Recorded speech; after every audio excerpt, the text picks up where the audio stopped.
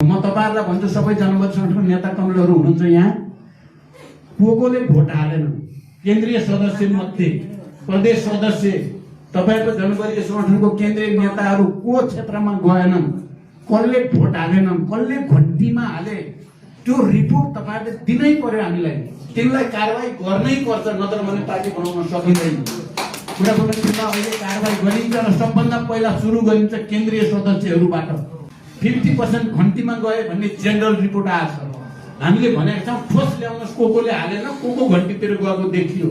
तिनलाई हामी आँखा चिम्लेर कारबाही गर्छौं अहिले पार्टी पुनर्गठन यहीबाट सुरु हुने हो नयाँ पार्टी बनाउने क्रम पनि यहीबाट सुरु हुने हो यो निर्वाचन परिणाम पछिको सुझाव आलोचना के छ त्यो पनि ल्याएर हामी पार्टीको सचिवालय वा पार्टीको सबभन्दा आधिकारिक संस्थागत निर्णय गर्ने ठाउँमा प्रस्ताव बनाएर लान्छौं र त्यहाँ तपाई हामी पनि पक्कै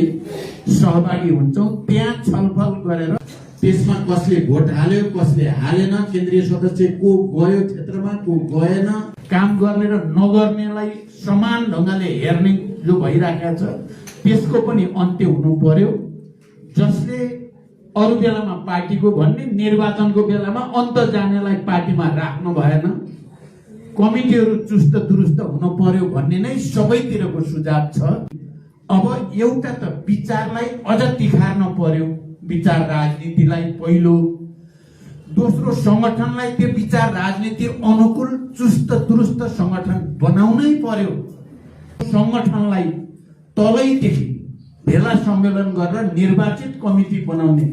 निश्चित संख्या भन्दा ठूलो कमिटी नबनाउने त्यो काम नगरी नहुने भएको छ त्यसकारण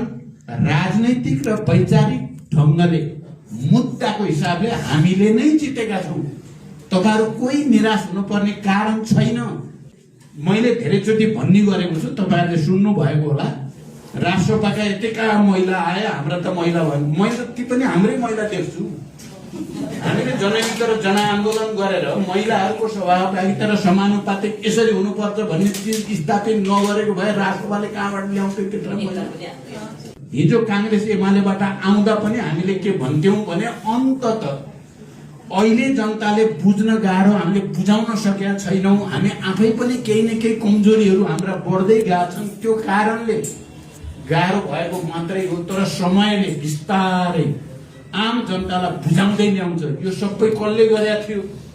भन्दा क्रान्तिकारीहरु कम्युनिस्टहरुले